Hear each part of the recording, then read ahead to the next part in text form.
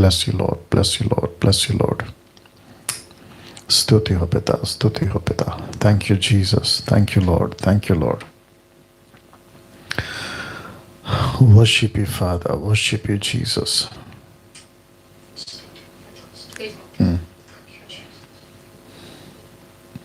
Thank you, Lord. Thank you, Lord. Thank you, Lord. Okay, perfect, perfect, perfect. दोस्तों जय मसीह. फिर एक और बार एपिसोड नंबर 7, एपिसोड नंबर 7 पे आपका मैं बहुत बहुत स्वागत करता हूं. आशा करता हूं कि आप लोग खैरियत से हैं, सलामत हैं और परमेश्वर अद्भुत तरीके से आपको चला रहा है. इस प्रोग्राम जो आपके ठीक स्क्रीन के ऊपर है, पूछो जो भी पूछना है, लेकिन बाइबल में से सवाल होगा आपका, जवाब होगा डैनियल राज का, यानी कि मैं. दोस्तों ये प्रोग्राम अभी तक मैं समझता हूं कि बहुत बहुत ज़्यादा असरदार रहा है और बड़ी तादाद में आप लोग देख रहे हैं प्रतिदिन. मैं समझता हूं कि 20 से 25 हज़ार आप लोग जो हैं लगातार देखते जा रहे हैं और एक एक वीडियो, एडिट वीडियो जो मैं डालता हूं उसको भी आप लोग देखते हैं, दूसरों तक शेयर करते हैं. इस उम्मीद के साथ जो है फिर आज वापस आपके बीच में आया हूं. आपके पास में जो भी प्रश्न हैं बेशक पूछ सकते हैं. जैसा लिखा है पूछो जो भी पूछना है, लेकिन बाइबल में से. ये जो प्रोग्राम है ये प्योरली मसीह समाज की आत्मिक उन्नति, सिर्फ मसीह समाज के लिए. याद रखिए, मसीह समाज, दूसरे शब्दों में मसीह की देह वालों के लिए, परमेश्वर के राज्य के लोगों के लिए. आपको जो कॉल करना है ये वो नंबर है.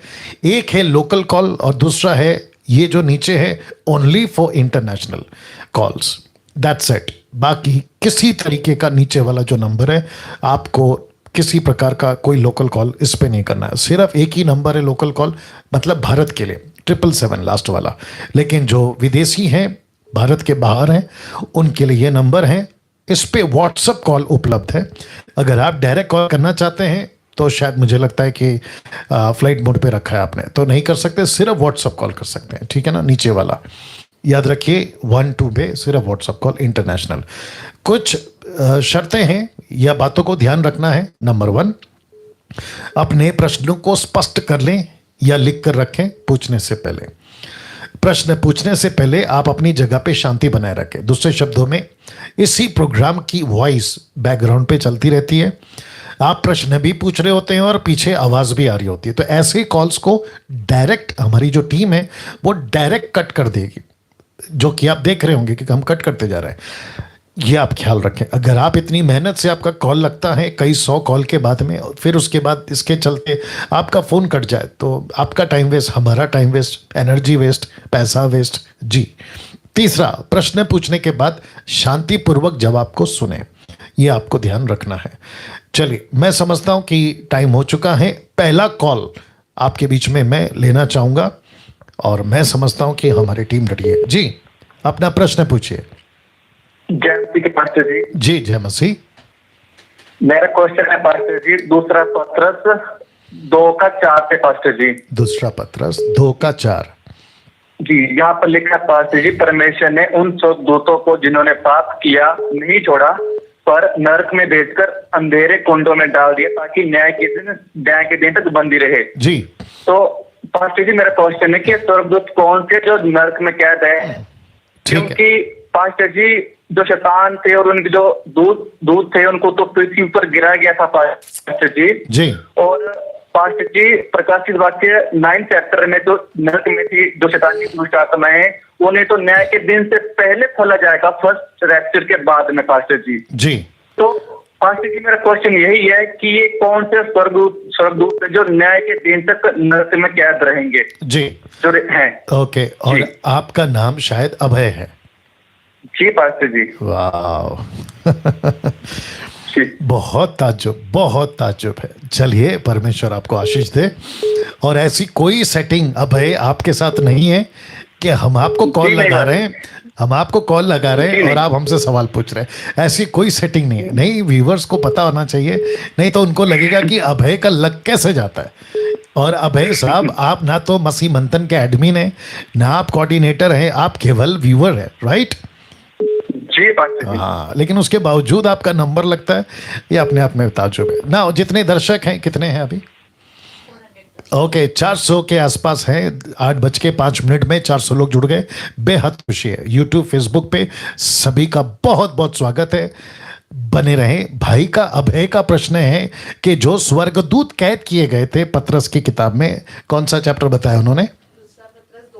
ओके, दूसरा पत्र 2:4 में, जिसका जिक्र अभी अभय साहब ने किया है, वो कहते हैं कि ये कौन से स्वर्गदूत है जो न्याय के दिन तक कुंड में कैद किए गए। जी अभय साहब, आप भी सुन रहे होंगे और जितने दर्शक है वो भी सुन लें। आपको बताता चलूं कि उत्पत्ति की किताब के 6वें अध्याय में वचन 1 से अगर आप पढ़ते हो तो आपको पता चलेगा। तो मैं समझता हूं, वो आपके लिए नहीं है, मेरे लिए। तो मैं समझता हूं कि जब हम उत्पत्ति 6वां अध्याय, जी आपके लिए पढ़ देता हूं ताकि आपको थोड़ा सा क्लैरिटी आ जाए। और मैं चाहता हूं कि आप लोग जो हैं इस बात को भी समझें। ओके ना, क्या कहते हैं, लिखा है उत्पत्ति 6:1 में, जब मनुष्यों की संख्या भूमि पर बढ़ने लगी और उनको कन्याएं भी उत्पन्न हुई। कौन सा ट्रांसलेशन है ये? बहुत शुद्ध ट्रांसलेशन है। उनको कन्याएं भी उत्पन्न हुई, तब, माय गुडनेस, चेंज करो ये। मुझे ऐसा लगता है कि मैं रामायण या भगवत गीता पढ़ रहा हूं। ये हिंदी बहुत संस्कृत के आसपास में है, ठीक है ना? तो ये हिंदी नहीं चाहिए, बट मैं आपको वैसे ही बता देता हूँ। सी, दिस इज व्हाट, इसलिए बोला है ना। ओके इसलिए हमारी जो टीम है उसको थोड़ा कभी कभी डांटना पड़ता है ताकि काम ठीक हो जाए। ओके, वापस आते हैं। मनुष्यों की संख्या उत्पत्ति 6 में अध्याय में बढ़ने लगी। उसके बाद, मुझे दीजिए, उसके बाद ऐसा हुआ कि क्या कहते हैं, बेटियां, लिखा बेटियां बहुत हो गई।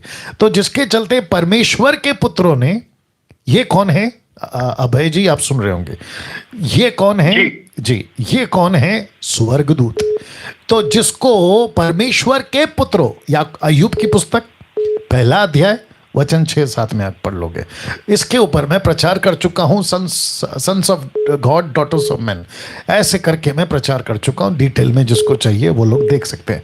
तो वो जो पतन किए हुए स्वर्गदूत है, प्रकाशित वाक्य 12:7 में और 12:9 में, आप वहां पे भी पढ़ सकते हैं। तो जिसके चलते याकूब, माफ करें, पतरस कहता है कि उनको कैद किया गया। यह प्रकाशन किसको मिला? पतरस को। क्यों?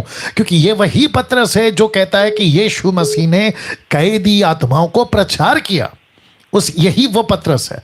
तो जिसके चलते प्रकाशन पतरस को मिला और उसने इस बात को लिखा। लेकिन यूदा की किताब 1:6, 5, 6, 7 भी पढ़ेंगे चलेगा, लिखा है कि परमेश्वर ने कुछ आत्माओं को बंदी बना के रखा है, तो उसका भी जिक्र वहां पर होता है। तो अभय जी, ये वही स्वर्गदूत हैं जो पतन किए गए थे, जिनके वजह से मनुष्यों की पुत्रियों के साथ जब विवाह हुआ तो उसे दानव पैदा हुए। आपको पता होगा, इसका मैंने प्रचार किया। तो ये वो स्वर्गदूत है जब परमेश्वर उनको न्याय किया और पूरी पृथ्वी पानी के द्वारा तबाह की गई। तो उस वक्त से अब तक, और जब तक यीशु न्याय नहीं करता तब तक, तो ये कैद में। तो ये वो स्वर्गदूत है जो पतन किए हैं। और उत्पत्ति की 6 में अभय साहब, ये वो स्वर्गदूत है। Okay ji pastor ji, pastor ji, thank you. और पास्टर जी, मैं आपको बताना चाहता हूँ, जो आपने ये प्रोग्राम चलाया है पास्टर जी, इससे हम बहुत आशीषित हुए हैं पास्टर जी। और पास्टर जी, इससे हमारी इंटरेस्ट बहुत ज्यादा लेवल में बढ़ रहा था कि हम वचन को पढ़ें, जो क्वेश्चन निकले हो आपसे क्लियर कर सकें। वाह, thank you Abhay, God bless you. और अभय, टच में रहना, ठीक है? टच में रहना जी पास्टर जी। या ना दोस्तों, आपने देखा होगा कि अभय का वॉइस बिल्कुल क्रिस्टल क्लियर, सीधा, बिल्कुल कोई डिस्टर्बेंस नहीं। साथ ही साथ उनका पीछे कोई म्यूजिक नहीं है, किसी प्रकार का आवाज नहीं। इसको कहते हैं ना डिसिप्लिन में कॉल करना। तो वैसे करो, और आपकी जो आवाज है ना, स्पीकर फोन के नजदीक रख के आपको सटीक पूछना है। आइए दूसरा कॉल लेते हैं। जी पास्टर जी, मेरा नाम मानस है। जी, आपका नाम क्या है? से बोल रहा हूँ। आपका नाम क्या है? मेरा नाम मानस है, उड़ीसा से बोल रहा हूँ। मेरा सवाल ये है कि मरने के बाद हमारा शरीर कितना इम्पोर्टेंट होता है? मरने के बाद आपका शरीर कितना इंपॉर्टेंट होता है। हाँ जी। ओके, क्योंकि जैसे कि मूसा जब मर गए तो उनका शरीर को दूतों ने ले लिया, क्योंकि उस टाइम पे शैतान के साथ झगड़ा हुआ था जी जो कि नया नियम में लिखा हुआ है। जी फिर एलिया जो है उनको डायरेक्ट उठा लिया गया, जी हनोक को डायरेक्ट उठा लिया गया, जी तो उनका शरीर तो मिट्टी में नहीं मिला ना। जी तो जी। फिर ये शरीर इम्पोर्टेंट है क्या मरने के बाद? ओके, ये मेरा सवाल। Good question, good question. आपका नाम फिर से बताइए। जी मानस। ओके, मानव, मानव, ठीक है। मानव। मानव, ठीक है। मानव जी शांत हो जाए। ओके, इनका प्रश्न यह है, अगर आप लोगों ने ठीक से नहीं सुना होगा, इनका प्रश्न यह है, मरने के बाद, मैं समझता हूं विश्वासी की बात कर रहे हैं वो, मरने के बाद एक विश्वासी जो यीशु के पीछे चलता है, उसका शरीर, जिसको कहते हैं पार्थिव शरीर, कितना इंपॉर्टेंट है ना। इसको कई तरीके से जवाब दे सकता हूं, बट मैं समझता हूं 2-3 तरीके से जवाब दे देता हूं। सब उपदेशक की किताब 12:7 आपको पता होगा, लिखा है आत्मा परमेश्वर के पास लौट जाएगी और शरीर मट्टी है तो मट्टी में मिल जाएगी। ये एक है जवाब कि शरीर को मट्टी में डाल दो, दफना दो। 1 कुरिन्थियों 15 अध्याय वचन 50 से आगे वो कहता है, कौन? पौलुस कहता है पार्थिव शरीर, स्वर्गीय शरीर, स्वाभाविक शरीर, स्वर्गीय शरीर। फिर वो एग्जाम्पल देता है कि अनाज का पहला शरीर अलग होता है, बोने के बाद उसका अलग शरीर, जीव जंतुओं का अलग, ऐसे करके बहुत सारी बातें करता है। तब वो कहता है कि मनुष्य का भी शरीर स्वाभाविक, मतलब जो नेचुरल है, वो अलग है, और जब रूपांतर होगा, जब हम प्रभु के पास होंगे, स्वर्ग में होंगे, वो अलग शरीर है, उसको कहते हैं स्वर्गीय शरीर। तो ऐसे करके वो बातें करता है। दूसरी चीज, और मुझे बड़ा अच्छा लगा भाई ने प्रश्न पूछा, दूसरी चीज, यीशु को जब जी उठा, यीशु जी जब जी उठे तो किसी ने नहीं पहचाना। मैरी मैगदलीन ने नहीं पहचाना, पतरस ने नहीं पहचाना, चेलों ने नहीं पहचाना, थोमा ने तो हद ही पार कर दी। वो कहता है मैं उनके उंगली, जो क्या कहते हैं ना, पाम जिसको कहते हैं पंजा, उसमें अपनी उंगली घुसाऊंगा जहाँ पे खील मारे थे, ताकि ये यीशु है या कोई और। जहाँ भाला मारा था मैं अपना हाथ घुसा लूंगा ताकि पता लगाऊं कि ये वही है या कोई और। आप अंदाजा लगा सकते हैं कि जब यीशु जी उठा, कपड़ा वही कब्र में था जिनसे लपेटा था, सब कुछ। फिर कौन सा शरीर था? ऑफ कोर्स महिमा वाला, ग्लोरियस बॉडी जिसको कहते हैं। अब मानव ने एक और चीज, मानव साहब लाइन में बने रहेंगे जी। हाँ, मानव ने एक और बात करी थी। उन्होंने कहा था कि मूसा की देह का जिक्र नहीं है, जिसको यूदा की किताब में कहता है लेखक कि उसको लूसीफर ढूंढ रहा है। फिर बाद में अनोक का जिक्र ऐसे उठा लिए गए, एलिया की जिक्र ऐसे उठा लिए गए ना। मानव साहब, आप जब बाइबल पढ़ते हैं, और जो दर्शक अभी देख रहे हैं, आत्मिक मसीह के दर्शक देख रहे हैं, मैं उनको भी कहना चाहता हूं कि एक एक सेवक के पीछे परमेश्वर की एक योजना होती है। अगर हनोक को उठाया तो उसके पीछे एक मकसद है, उसको फिर वापस भेजेगा, तो उसके शरीर को प्रोटेक्ट किया। लाजर, उसको फिर से जिंदा करना था, तो परमेश्वर ने उसके हिसाब से उसकी बॉडी की अहमियत रखी, पार्थिव शरीर की। एलिया, उसको ऐसे ही उठा लिया क्योंकि उसको वापस आना है, तो उसकी क्या कहते हैं, शरीर की इंपॉर्टेंस रखी है। लेकिन जो बाकी हैं, जिनकी क्या कहते हैं, ओल्ड टेस्टमेंट, न्यू टेस्टमेंट, अभी भी जितने मसीह में मरते हैं, पौलुस कहता है कि वो मसीह में सो जाते हैं। तो शरीर को गाड़ा जाता है, मानव जी आप सुन रहे होंगे, शरीर को गाड़ा जाता है। परमेश्वर जिस दिन पृथ्वी पे आएगा उसको उठाएगा, इसका जिक्र है 1 कुरिन्थियों 15 अध्याय में, और साथ ही साथ कई वचनों में पौलुस कहता भी है। तो जिसके चलते मैं समझता हूं कि जो शरीर है वो तो दफना दिया जाता है। अब मैंने ये भी कहा कि कुछ घटनाएं हैं जो कि मसीह लोग कहीं पे पूरी तरह से जल जाते हैं। आपका अमेरिका का ट्विंस टावर 9/11 आपको पता होना चाहिए, उसमें कितने मसीह लोग मर गए। ग्रेम स्टेन, उसके 2 बेटे जिंदा जल गए, उनका शरीर मर गया, खत्म हो गया, जल गया, राख हो गया। तो क्या करें?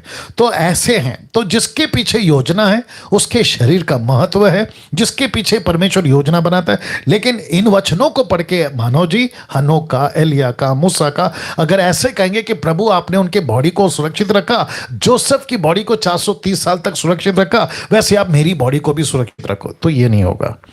परमेश्वर ने किसके लिए रखा है, उसी की बॉडी को परमेश्वर सुरक्षित रखता है। मानव जी, आशा करता हूं आपको जवाब मिल गया। या बहुत बहुत शुक्रिया, गॉड ब्लेस यू। या ओके, बहुत इंटरेस्टिंग प्रश्न था, बहुत यूनिक है जी। एक और कॉल लेते हैं जी, इंटरनेशनल कॉल भी लीजिए जी। जय मसीह की रोशनी। जी जय मसीह। पंजाब से बात कर रही हूँ, सुखविंदर मेरा नाम है जी, बोलिए। मैं ये पूछना चाहती हूँ कि आराधना के बारे में मेरा क्वेश्चन है, पवित्र आत्मा जी के बारे में। जी। कि पवित्र आत्मा हमें छूता है या नहीं छूता है, इसके बारे में मुझे पूछना था। मतलब कैसे गाने आते हैं ना कई, तो उसमें बताया जाता है कि यीशु पवित्र आत्मा छू, या हमें पवित्र आत्मा छूते हैं या नहीं, मैं ये जानना चाहती हूँ। अगर छूते भी हैं, जहाँ पवित्र आत्मा छूता है या प्रभु यीशु मसीह छूते हैं, इसके बारे में मुझे जानना है। आप मुझे ये बता सकते हैं? तो बिल्कुल बताएंगे। आपका नाम क्या है? सुखविंदर मेरा नाम है, मैं पंजाब से बात कर रही हूँ। ओके, मैं 50 बार बोल चुका हूं कि जब आप लोग अपना नाम बोलते हैं ना, तो बहुत ठहराव के साथ बोले, बिल्कुल धीरे से बोलिए आपका नाम। सुखविंदर मेरा नाम है। बस ऐसे ही बोलना है, ऐसे बोलना है। भविष्य में अभी जितने देख रहे दर्शक, उनको भी कहता हूं, आपको अपना नाम पानी की तरह टक टक टक टक नहीं बोलना है, सटीक आराम से बोलना है। सुखविंदर जी लाइन में बने रहे, आपके प्रश्नों का उत्तर देना हो, ठीक है ना? ये मैंने इसलिए दिया ताकि जब कोई रेफरेंस बोलता तो आप लोग वहां से निकाल के मुझे दिया करो ना। जितने दर्शक है, अभी कितने हैं? 1000+, 1000 के ऊपर जो लाइव देख रहे हैं, आप सभी का बहुत बहुत स्वागत है। लगातार एक हफ्ते से आप लोग प्रतिदिन जुड़ते हैं 8 से 9 बजे तक, मैं अप्रिशिएट करता हूँ। इस बहन का प्रश्न ये है, क्या पवित्र आत्मा छूता है? नंबर 1। दूसरा, क्या यीशु छूते हैं? ये भी इनका साथ में प्रश्न था। मैं समझता हूं कि बाइबल को मैं जिसको 30 साल से पढ़ रहा हूं, मुझे एक भी जगह पे किसी सेवक ने, सिस्टर जी आप सुन रही होंगी, पतरस हो, पौलुस हो, फिलिप हो, स्टीफन हो, यहां तक कि यीशु जी भी, किसी को मैंने ये कहते नहीं देखा कि पवित्र आत्मा आ रहा है, पवित्र आत्मा छू ले। ऐसा एक भी स्टेटमेंट सिस्टर जी आपको नहीं मिलेगा। यह जरूर लिखा है कि यीशु को लोगों ने छुआ, यीशु ने किसी अंधे को छुआ, उसकी आंखों को छुआ, अर्थी को छुआ, विधवा के बेटे, ये आपको जरूर मिल जाएगा। लेकिन कौन है वो लोग? वो अविश्वासी, मसीह को नहीं जानते, संसारिक पाप का जीवन जीने वाले। लेकिन यह भी लिखा है पवित्र आत्मा के बारे में, अभी आ रहा हूं, कि पवित्र आत्मा खुद उतरा। यीशु मसीह ने कहा पवित्र आत्मा लो, उनके ऊपर फूका, लेकिन नहीं उतरा तभी। पेंतिकोस्त के दिन उतरा, यानी कि एक्ट चैप्टर 2 में। उसके बाद कई फिलिप, पीटर, ये ऐसे लोगों ने कहा कि तुम पर हाथ रखेंगे तुमको पवित्र आत्मा मिलेगा। लेकिन वो वन टाइम इवेंट है, जिसको कहते हैं एक ही बार लाइफ में। उसके बाद किसी पर रिपीट समझती हैं, फिर से हाथ नहीं रखा गया। सिस्टर जी आप लाइन पे बने रहे, किसी पर दोबारा हाथ नहीं रखा गया ना। बहुत ध्यान से सुनिएगा जितने दर्शक हैं, जिसको कुछ गीत ऐसे बनते हैं या लोग बनाते हैं, वर्शिपर्स, भारत में, विदेश में, बहुत सारे लोग कहते हैं टच।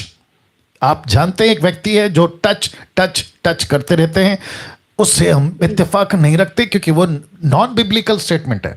दूसरा, गीत बनाते हैं छू ले छू ले, फिर कहते हैं पवित्र आत्मा उतर रहा है। ये टोटल नॉन बिब्लिकल स्टेटमेंट्स है। तो ऐसा कभी किसी के साथ नहीं हुआ। तो जब बाइबल में नहीं लिखा है सिस्टर जी, किसी प्रभु के दास ने नहीं किया है, तो उस एक्टिविटीज को हम क्यों करें? ये हो गया एक। सुनते रहिए। दूसरा, कुछ प्रचारक प्रचार करते हैं इंटरनेशनल लेवल पे, तो फिर प्रश्न उठता है सिस्टर जी कि अरे ये तो इतना बड़ा दास है, ये तो अफ्रीका वाला, अमेरिका वाला, ये तो इसके पीछे तो लाखों लोग चलते हैं, ये गलत कैसे हो सकता है? तो फिर मेरा प्रश्न यह है कि मूसा का भाई हारून, वो क्यों नहीं गलत हुआ जब उसने सोने से गाय का बछड़ा बना दिया और कहा कि यही है हमारा यहोवा? और आप जानती हैं कि 6 लाख लोग उसके पीछे पड़ गए और कहा कि मूसा का बड़ा भाई हारून सही होगा।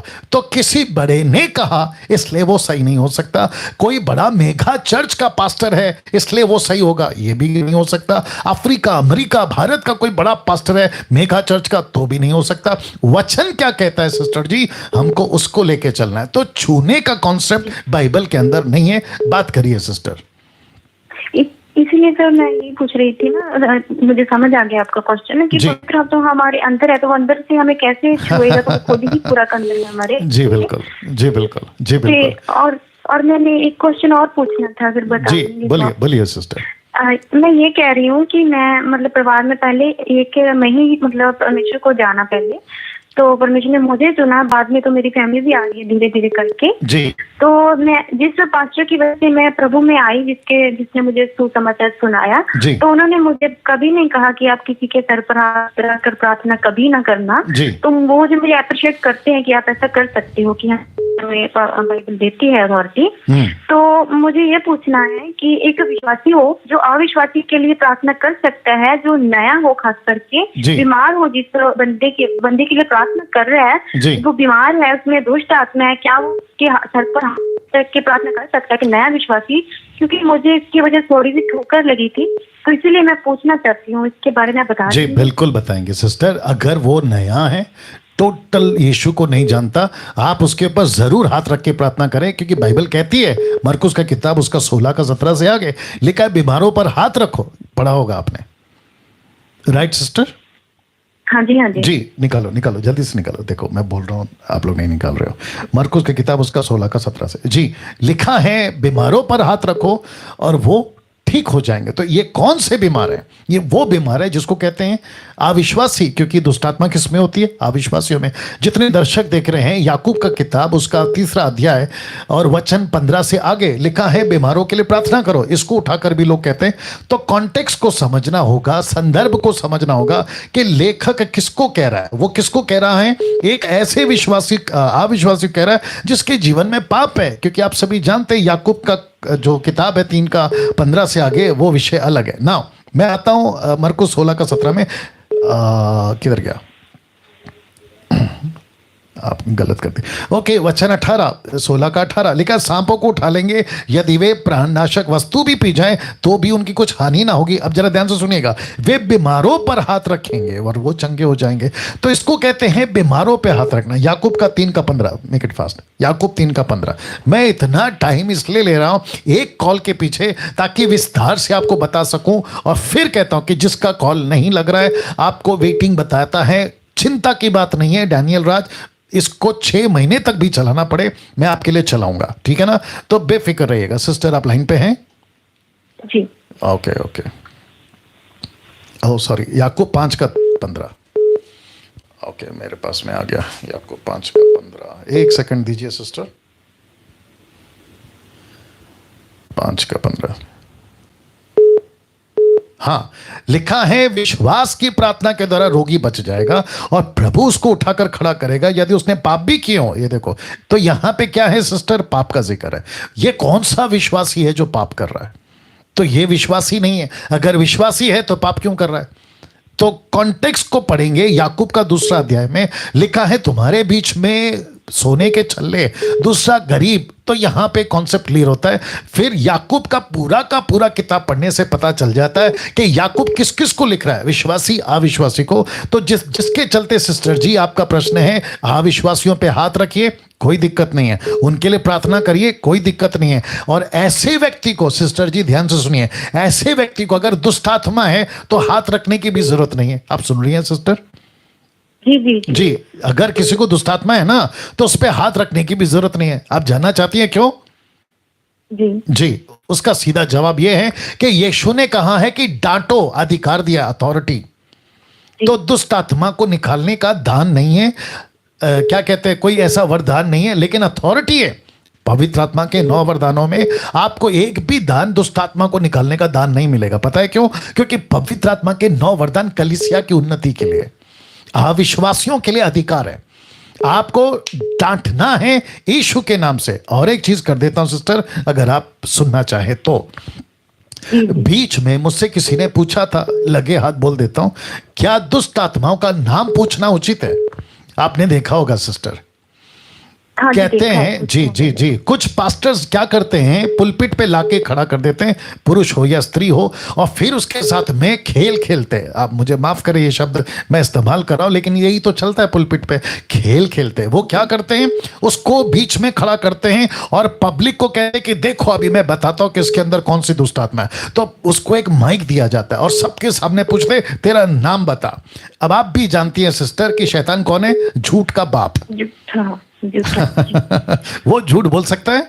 बिल्कुल बिल्कुल बोल वो नकल कर सकता है, बिल्कुल वो किसी चाची का, चाचा का, काका का, काकी का, नाना का, नानी का, इसका उसकी नकल करके पास्टर को वो जो कर रहा है नाटक खेल, वो उसको उल्लू बना सकती है। ऑफ कोर्स बना सकती है ना। तो जिसके चलते फिर वो कहती है मैं इतने साल से हूं, एक बच्चा कुएं में कूद के मर गया था, मैं वही बच्चा हूं, मैं वही आंटी हूं जो जल के मर गई थी। ऐसे करके फिर पास्टर बोलता है देखा परमेश्वर की पावर कितनी है। अब इसको कहते हैं कि पब्लिक को उल्लू बनाना। और जिसके चलते जो उनके फॉलोवर्स हैं वो कहते हैं कि अरे वाह हमारा पास्टर कितना पावरफुल है। अगर आपको याद होगा यीशु मसीह ने एक जगह पे दुष्ट आत्मा को कहा चुप रहे और बात नहीं करना। मरकुस की किताब उसका पहला अध्याय वचन 34, अगर मैं गलत नहीं हूं, द बुक ऑफ मार्क। मैं आपके लिए इतना टाइम इसलिए ले रहा हूं क्योंकि आपका टॉपिक बहुत इंटरेस्टिंग है। मरकुस 1:34 134। 777 पे व्हाट्सएप कॉल नहीं करना है, 777 पे व्हाट्सएप कॉल नहीं करना है। जी आइए देखते हैं सिस्टर क्या लिखा है। ओके, लिखा है 34 में उसने बहुतों को जो नाना प्रकार की बीमारी से दुखी थे चंगा किया और बहुत सी दुष्ट आत्माओं को निकाला। आप जरा ध्यान से सुनिएगा, दुष्ट आत्माओं को बोलने नहीं दिया। आपने सुना सिस्टर, दुष्ट आत्माओं को बोलने नहीं दिया। लेकिन आजकल क्या चलता है कि दुष्ट आत्माओं को पुलपिट में बोलने की इजाजत है। दूसरी चीज, अगर उनको ऐसे कहें तो क्या कहते पता है, यीशु मसीह ने मरकुस के 5वें अध्याय में दुष्ट आत्माओं से पूछा तेरा नाम क्या है। तो जिसके चलते वो कहते हम भी पूछते कि तेरा नाम क्या है। तो मेरा प्रश्न यहां फिर खड़ा होता है, यीशु ने पूछा तेरा नाम क्या है, तो क्या दुष्ट आत्मा हमने अपना नाम बताया? नहीं, उन्होंने क्या कहा, हम सेना हैं। उन्होंने नाम कहां बताया? तो यीशु उस मकसद से जानना चाहते थे एक व्यक्ति के अंदर कितनी दुष्ट आत्मा जा सकती है, कम से कम 6000 प्लस। तो यीशु ये बताना चाह रहे थे। तो उसके चलते अभी हम हर व्यक्ति को दुष्ट आत्मा का नाम पूछे, ये तो जरूरी नहीं है ना। और दुष्ट आत्मा के साथ में टाइम पास क्यों करें, राइट सिस्टर? Right exactly. तो जिसके चलते मैं अभी फिनिश कर रहा हूं, जिसके चलते ऐसा बहुत कुछ चलता है। तो फिर वापस कंक्लूजन में आ रहा हूं।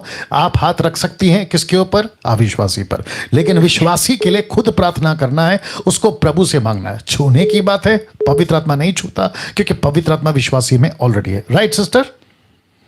हाँ जी सर, मैं एक बात इसी से रिलेटेड पूछ लूं? बाप रे बहुत लंबा हो जाएगा, चलिए पूछिए। सर जैसे कि मुझे बोला गया कि आप पहले तो मुझे बोला गया आप सर पर हाथ मत रखो, जो हमारे गांव के पास है। तो मैंने उनको इग्नोर किया, लेकिन मैंने आपका सुना हुआ था तब ये, तो मैं अंदर से प्रिपेयर थी, आपकी वजह से मुझे बहुत हेल्प मिली है।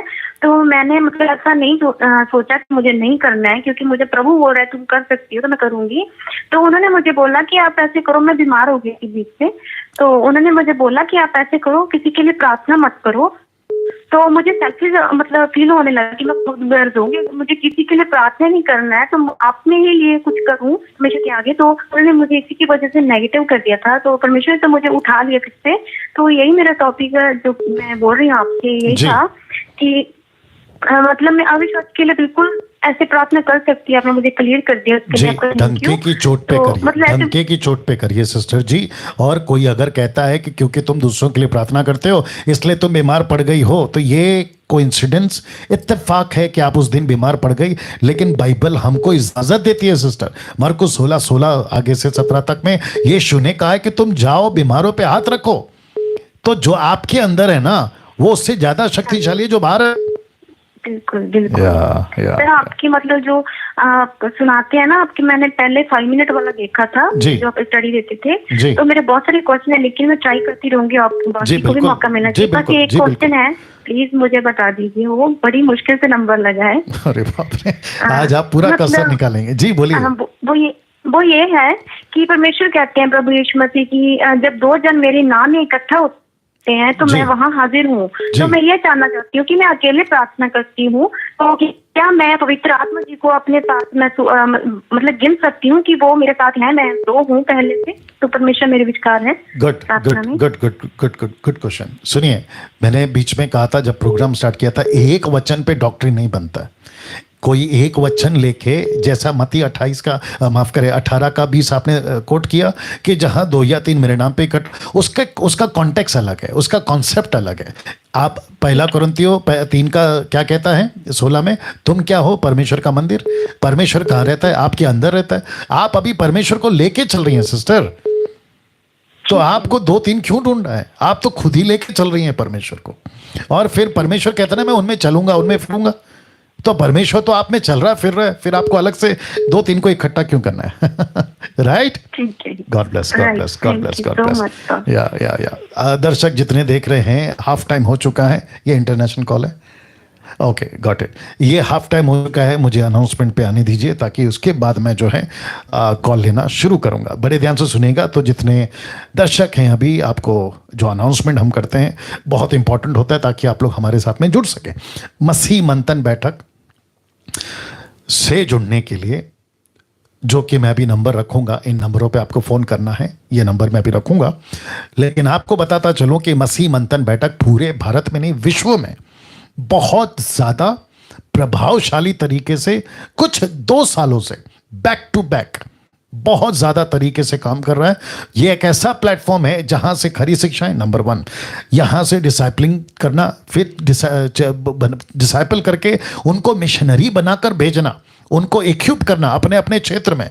मैंने जब इसको स्टार्ट किया था तो मैंने कहा था कि गोलियत के गलत टीचिंग के गोलियत बहुत हैं, लेकिन हमको सही शिक्षा के दाऊद चाहिए।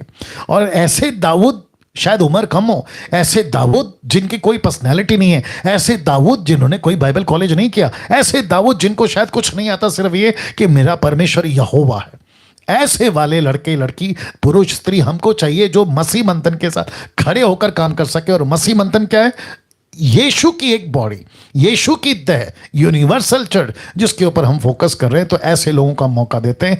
आप प्रीचिंग करना चाहते हैं, प्रीच करिए। सेवा करना चाहते हैं, सेवा करिए। मसीह मंथन का जो पेज है उसको इस्तेमाल करिए, वहां पे आइए। कई दास दासी आते हैं, प्रचार करते हैं, और साथ ही साथ आपके क्षेत्र में बड़े प्रभावशाली तरीके से दूसरों को एजुकेट करने के लिए आप जो है आगे आ सकते हैं ना। पास्टर डैनियल, अगर मैं मसीह मंथन का मेंबर बन जाता हूं तो मुझे क्या मिलेगा? जी हां, आपको आईडी कार्ड मिलेगी मसीह मंथन की, जिसको कहते हैं, आपको आईडी कार्ड दी जाएगी ताकि आप बता सकते हैं कि मैं मसीह मंथन वाला। और साथ ही साथ में आपको लेटर एड के ऊपर ऑफिशियली, अगर आप मिशनरी हैं तो लिखित में मिलेगा, पास्टर का काम करना चाहते तो लिखित में मिलेगा। आपका बैप्टिज्म, मैरिज सेरेमनी, आपका फ्यूनरल सेरेमनी, ये सब कुछ आप कर सकते हैं जो मसीह मंथन के पास्टर या मिशनरी बनकर काम करना चाहते हैं डिफरेंट प्लेसेस में। ये हो गया। साथ ही साथ मसीह मंथन बहुत सारे जगहों पर चर्च प्लांटिंग, मिशनरी को भेजकर ये तक करना चाहता है, और जिसके चलते बहुत बड़ी योजना हमने बनाई है, मैं रखूंगा। तो इन सब के लिए पास्टर डैनियल मैं जुड़ना चाहता हूं, तो क्या करें? ये बहन है, इसको कॉल करें। ये भाई हैं, इनको कॉल करें। फिर उसके बाद में ये 2 नंबर, इनको कॉल करें। फिर ये 2 नंबर, इनको कॉल करें। और ऐसे करके आप क्या कर सकते हैं? इनसे रिक्वेस्ट कर सकते हैं कि हमको ग्रुप में ऐड करिए। छोटी सी ब्रीफिंग होगी और आपको ऐड किया जाएगा। कुछ इंफॉर्मेशन, मसीह मंथन का पेज है, मसीह मंथन का ऐप है ऑन एंड्रॉयड और एप्पल दोनों के लिए। मसीह मंथन का वेबसाइट है www.masihmanthan.com, आप विजिट कर सकते हैं। और मेरी चैनल है, यूट्यूब चैनल, रिक्वेस्ट करता हूं खूब सब्सक्राइब करो, आइकन बेल दबाओ, दूसरों तक भी प्रमोट करो, दूसरों तक भी पहुंचाओ। और अब बात करते हैं बहुत इंपॉर्टेंट, इस वचन के अनुसार कि जो कलेक्शन इकट्ठा होता था पहली सदी में, उसको पतरस और प्रेरित इकट्ठा करते थे, उसको लेकर गरीबों को बांटते थे। आप सभी जानते हैं कि लॉकडाउन चल रहा है, बहुत सारे मसीह परिवार, विशेष करके मसीह मंथन के भी बहुत सारे परिवार किसी प्रकार की राशन की दिक्कत में है, तो उनको मसीह मंथन मदद कर रहा है। पास्टर्स हैं तो डायरेक्ट मुझे संपर्क कर सकते हैं। अगर आप सदस्य हैं तो सुमन वैद्य को आप अगर डोनेशन देना चाहते हो तो ये नंबर पे कॉल करें। लेकिन इनको कॉल करके ये नहीं कहें कि प्रार्थना निवेदन देना है, हमको सवाल पूछना, नहीं। ये नंबर सिर्फ अकाउंट नंबर है, ये मोबाइल नंबर, इस पे आप डोनेशन दे सकते हैं, आपका जो भी राशि है, गरीबों को मदद करने के लिए। और पास्टर्स अगर मदद चाहते हैं तो डायरेक्ट मुझे, ये व्हाट्सएप नंबर है, ये कॉल नहीं, व्हाट्सअप नंबर है। आप इस पे क्या कर सकते हैं, मुझे आप लोग मैसेज ड्रॉप कर सकते हैं कि मुझे हेल्प की ज़रूरत है, या जो भी बात करना चाहें ये कर सकते हैं। याद रखिए, मसीह मंथन मिशनरीज को कम से कम 5, अभी करंट में 10,000 के हिसाब से 50,000 एवरी मंथ देता है। अगर आप में से कोई मिशनरी के लिए कोई हाथ बढ़ाना चाहता है, एक व्यक्ति डायरेक्ट 10, एक व्यक्ति 2 व्यक्ति 5-5 करके आप दे सकते हैं, और जिसके चलते ऐसे कई मिशनरियों को मसीह के राज्य के लिए हम तैयार कर सकते हैं ना। साथ ही साथ आपको बताता चलूं कि कल संडे है, और इस टॉपिक पे मैं बात करने वाला हूं। बहुत जबरदस्त टॉपिक है, लिखा है एक जबरदस्त सीख इस घटना में। कौन सी घटना? मरकुस की किताब 4 अध्याय की बात है, जहां पे आप जानते हैं कि यीशु को, आप छोटा सा फोटो देख लीजिए, यीशु बोट में पीछे वाले हिस्से में लेटे हैं, आंधी तूफान चलती है, यीशु के चेले उनको जगाते हैं, और फिर एक वचन है जो लिखा है, क्यों डरते हो, क्या तुम्हें अब तक विश्वास नहीं? इसमें से एक बहुत बड़ी सीख, लेसन हम सबको मिलने वाला है। तो मैं कल इसके ऊपर बात करूंगा, और समय है 7:30 से लेकर 9 बजे तक चलेगा, according to Indian standard time. ना एक इंटरेस्टिंग चीज रखने जा रहा हूं, पूछो जो भी पूछना है। इसका जो टाइम है अब हमने आधा घंटा बढ़ा दिया है, वो वक्त होगा 8 से 9:30, तो 1.5 घंटा चलेगा। और ये 1.5 घंटा आप लोग क्या कर सकते हैं, हमसे प्रश्न कर सकते हैं। तो चलिए, मैं समझता हूं, सॉरी, इसको मैं रख देता हूं, ये वाला फोटो, ताकि आपको पता चले। आइए कॉल उठाते जी, अपना प्रश्न पूछिए जी, अपना प्रश्न पूछिए। हाँ जी, जय मसीह जी पास्टर जी। जी जय मसीह। पास्टर जी, मेरा सवाल था ये कि जो मूसा, एलिया और ऐसे कई नबी है ना परमेश्वर के, जो जब इनका गए हैं यहाँ से, जी तो क्या ये स्वर्ग में गए या फिर किसी और जगह में गए हैं? क्योंकि न्याय होना तो अभी बाकी है ना जी, कि जब सभी का न्याय होगा तो स्वर्ग नरक का होगा। तो ये प्रभु के नबी हैं, ये कहाँ पर गए हैं अभी, ये जानना चाहता हूँ मैं। वंडरफुल सर, आपका नाम क्या है? मेरा नाम राजेंद्र, पंजाब से हूँ जी। आपको सिर्फ नाम बोलना है सर, आपका नाम क्या है? राजेंद्र पाल। बस इतना बोलना था। दूसरी चीज, मसीह कब से है सर? सर मेरे को तकरीबन अभी 2.5 साल हुए हैं अभी। ओके, और बाइबल कितना कब से पढ़ रहे हैं? तो ऑफकोर्स 2.5 साल से पढ़ रहे होंगे। हाँ जी तकरीबन। बहुत बढ़िया, बहुत बढ़िया। मेरी आपसे सिर्फ गुजारिश है कि जितना हो सके बाइबल पढ़िए, कम से कम 30 से 40 चैप्टर। ठीक है, ये आपके फायदेमंद के लिए, ठीक है ना? जैसे आप अपना खाना खाते हैं ना सर, कम से कम दिन में 4 बार, और बीच में भूख लगे तो कभी चिंगम, फिर कभी बिस्किट, कभी चाय, कभी कॉफी, कभी लस्सी। आप पंजाब के हैं ना सर? हाँ जी तो लस्सी तो बहुत जोर से चलता होगा जी, हाँ जी या और बीच में फिर कभी सैंडविच, बर्गर, अलाना फलाना, ठीक है ना? वैसे ही आपकी आत्मिक खुराक है सर। आप अपनी आत्मा को जितना वचन खिलाओगे ना, आपका आत्मा उतना मजबूत होगा। तो मैं समझ सकता हूं दर्शक जितने देख रहे हैं, कितने लोग हैं अभी? ओके, 1400 से भी ज्यादा जब भी लाइव लोग देख रहे हैं, मैं उनको भी कहना चाहता हूं, भाई साहब का प्रश्न यह है कि जितने बड़े बड़े नबी मर गए वो अभी कहां हैं? और साथ में भाई ने यह भी कोट किया कि अभी तक न्याय नहीं हुआ है, तो वो कहां है? जी बहुत ध्यान से सुनिएगा भाई साहब, और बाकी दर्शक वो भी सुनेगा। देखिए, मूसा को उठाया, मूसा को उठाया मतलब मूसा पृथ्वी पर से खत्म हो गया, मर गया। लेकिन मूसा को हम देखते हैं ना वापस कहां? लूका की किताब 9:35 में यीशु के साथ बात करता हुआ दिख रहा है, उसके साथ में एलिया दिखता है। फिर उसके बाद में अब्राम को लूका 16:19 में यीशु कहता है कि अब्राम, लाजर अब्राम की गोद में। तो ये अब्राम कहां है? वो छोड़िए सर, प्रकाशित वाक्य की पुस्तक में 4 अध्याय में जॉन क्या देखता है? 24 प्राचीन है। ये कैसे देख लिया उसने? जबकि न्याय है 21 अध्याय में, तो 4 अध्याय में प्राचीन कहां से देख लिए? ये कौन से प्राचीन है? याकूब के 12 गोत्र। फिर 12 कौन है? यीशु के चेले। फिर ये क्या है सर? तो इसका मतलब है कि परमेश्वर उनको नरक में क्यों डालेगा? हाँ, यह बात अलग है कि हमारे पास में डिटेल में कोई स्क्रिप्चर नहीं है कि अब्राहम, मूसा, दाऊद या फिर जितने भी एलिया, एलिशा, सैमुअल, ये सब अभी स्वर्ग में बैठे परमेश्वर के साथ में सिंहासन पर बैठे। ऐसा क्रिस्टल क्लियर स्टेटमेंट स्क्रिप्चर नहीं है सर। लेकिन कुछ कुछ आयतों को पढ़कर ये तो पता लगा सकते हैं ये सब प्रभु के पास में है, लेकिन कौन सी जगह पे है इसका रिकॉर्ड नहीं है। लेकिन ये तो बिल्कुल नहीं कह सकते कि वो नरक में है। Right sir?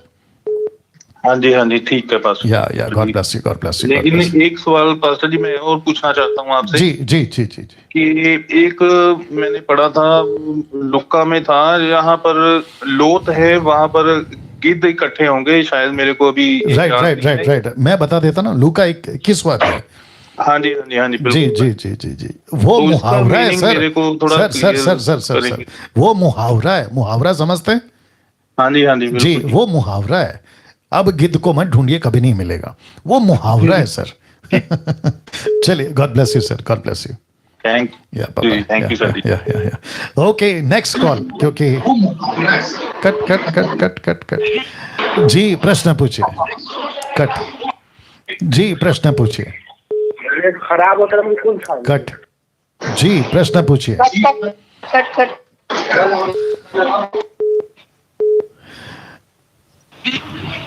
जी प्रश्न पूछिए। कट करिए।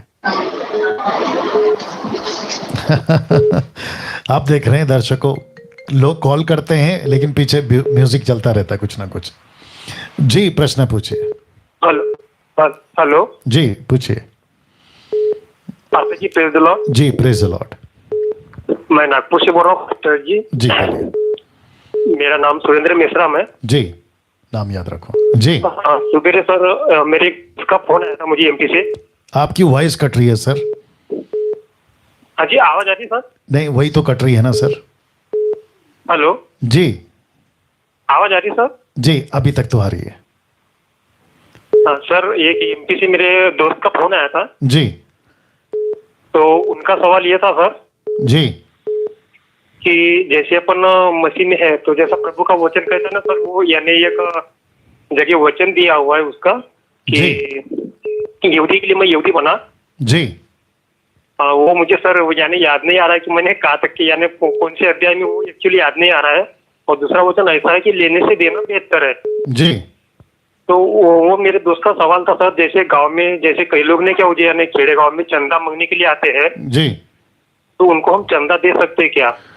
ओके तो और जी तो वो दोस्त बोल रहा था सर कि जैसे हम उनको चंदा अगर से नहीं देते हैं तो वो हमको 10,000 रुपए का फाइन ठोकते हैं जी और हमारे खिलाफ यानी वो थाने में कंप्लेन लिखाते हैं। तो ऐसा उनका कहना था। तो मैं ये पूछना चाहता हूँ सर कि जैसा कोई चंदा मांगने अपने यहाँ आता है जी। तो अपन उनको दे सकते हैं क्या? ओके ओके, मैं समझ गया, ठीक है।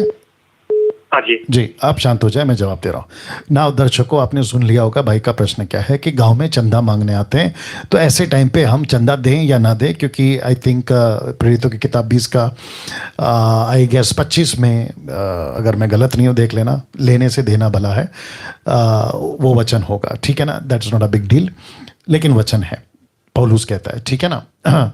तो ऐसे टाइम पे क्या करें?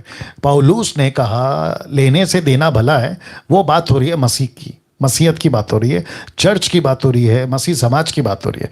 लेकिन कोई दूसरे मूर्ति पूजा का फेस्टिवल या किसी भी तरीके का मूर्ति पूजा का फेस्टिवल अगर वो उसकी रखते हैं, जैसे गोविंदा है, गणपति है और बहुत सारा मंदिर बनाना, अलाना फलाना, इसका अगर चंदा मांगते हैं, तो ऐसे टाइम पे क्या ये वचन उसको काम आएगा या उसको हम बता सकते हैं?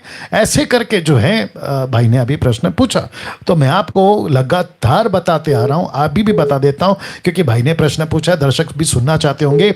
मूर्ति पूजा से संबंधित किसी प्रकार का पैसा आपका, क्योंकि वो आपका पैसा नहीं, प्रभु का पैसा है, किसी प्रकार की पूजा पाठ, किसी प्रकार का माथा टेकना या उनकी वर्शिप करना, बाइबल इसकी इजाजत नहीं देता और आपको नहीं करना है। क्यों?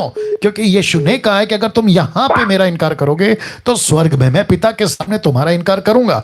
तो आपको यहां पर अपनी आइडेंटिटी बना के रखनी है, वो चाहे शहर हो या गांव हो। दूसरा, आपने कहा अगर पैसा नहीं देते हैं तो वो 10,000 रुपए का जुर्माना ठोकते हैं और साथ ही साथ पुलिस में कंप्लेंट करते हैं। आपके नॉलेज के लिए बता दूं, आपका नाम क्या था?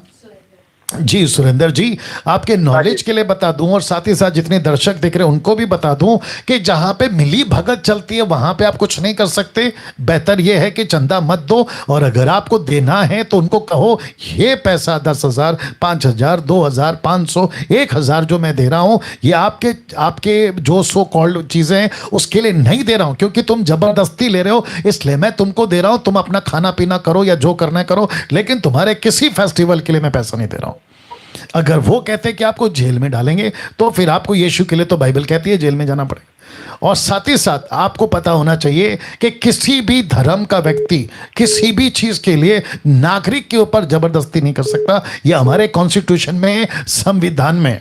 आप इसकी बात जानकारी विकिपीडिया से लीजिए और इसकी नॉलेज रखिएगा, वो चाहे शहर हो या गांव हो। आप समझ गए सर? जी जी जी पास्टर जी। या तो आपको सख्ती से अपनी आइडेंटिटी रखनी है। आपको नहीं, मैं सबको कह रहा हूं। और जहां पे मिली भगत चलती है तो वहां पे तो बेड़ा गर्क है। क्या कहते हैं उसको, पुलिस मिली है, नगर का सरपंच मिला हुआ है तो कुछ नहीं कर सकते, आपको सताव झेलना होगा। आप उनको पैसे इसलिए देना है क्योंकि उनको खाना पीना कर लो भाई, लेकिन तुम्हारे किसी फेस्टिवल के लिए मैं पैसा नहीं दे सकता। ये आइडेंटिटी रखिए। और कई लोग दुख उठाते हैं भाई साहब, कईयों की बिजली काट दी, गांव से निकाल दिया, बहुत कुछ है, तो वो दुख उठा रहे हैं। और इसके पहले बड़े ध्यान से सुनना, नाम क्या बताया जी? सुरेंद्र जी, बहुत ध्यान से सुनना। मसीह लोग, आप लोग भी सुनिएगा। जो बाइबल लाओ जल्दी से, बाइबल बाइबल बाइबल जो बाइबल हमारे पास पहुंची है ना, ये वो पुस्तक है जिसने लिखने में अपना लहू बहाया। जब उन्होंने वहां कॉम्प्रोमाइज नहीं किया, सुरेंद्र जी, जब वहां पे समझौता नहीं किया, कॉम्प्रोमाइज नहीं किया, तो आज हम क्यों कॉम्प्रोमाइज करें? यीशु के लिए लोगों ने शहीद हो गए, अपनी जानें दी हैं, जिंदा जलाए गए, आरी से छीने गए, स्टीफन को पत्थर से मार दिया गया। जब वो नहीं झुके तो हम क्यों झुकेंगे? जी पास्टर जी। तो डंके की चोट पे मसीह जीवन जीना है भैया। जी जी। Thank you, God bless, God okay okay, God bless you pastor जी। Bye bye. Okay, next call. Hello जी हेलो जी, आपका प्रश्न पूछिए। एक मिनट सर। जी, प्रश्न पूछिए। प्रेज लॉर्ड पास्टर, मैं जी, प्रेज लॉर्ड। दिनेश पुणे से बात कर रहा हूँ। क्या वापस नाम बोलिए।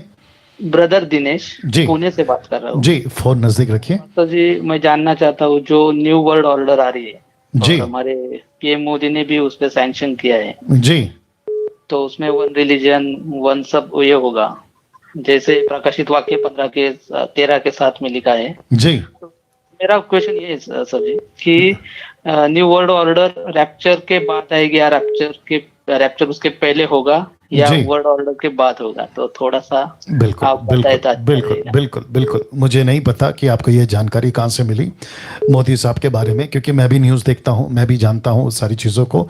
मोदी साहब ने वन गवर्नमेंट या वन ऑर्डर रिलीजियस का, ऐसी कोई जानकारी अभी तक मेरे पास में नहीं पहुंची है। आपके पास अगर पहुंची है तो मैं जानना चाहूँगा कि मुझे को व्हाट्सअप कर दीजिएगा क्या है। लेकिन आपने इसको जोड़ा एंटी क्राइस्ट से, राइट सर? यस यस दूसरा, आपने इसको जोड़ा रैप्चर से, यस राइट। अंतिम दिनों के बारे में भी आपने इसको कनेक्ट कर दिया। मेरा आपसे प्रश्न है सर, नाराज नहीं होना, आप बाइबल कब से पढ़ रहे हैं? सर 15 साल से, 15-20 साल से। वंडरफुल। कितना पढ़ते हैं सर आप? 1 चैप्टर, 10 चैप्टर, कितना पढ़ते हैं सर? 15-20 चैप्टर पढ़ता हूँ। Wonderful wonderful. इसकी संख्या और बढ़ाइए। अभी जरा ध्यान से सुनिएगा, निकालो Yes. प्रकाशित वाक्य उसका 13 का 18। प्रकाशित वाक्य 13 का 18। मैं टाइम इसलिए लेता हूं ताकि एक चीज को बारीकी से समझा सकूं, ठीक है ना?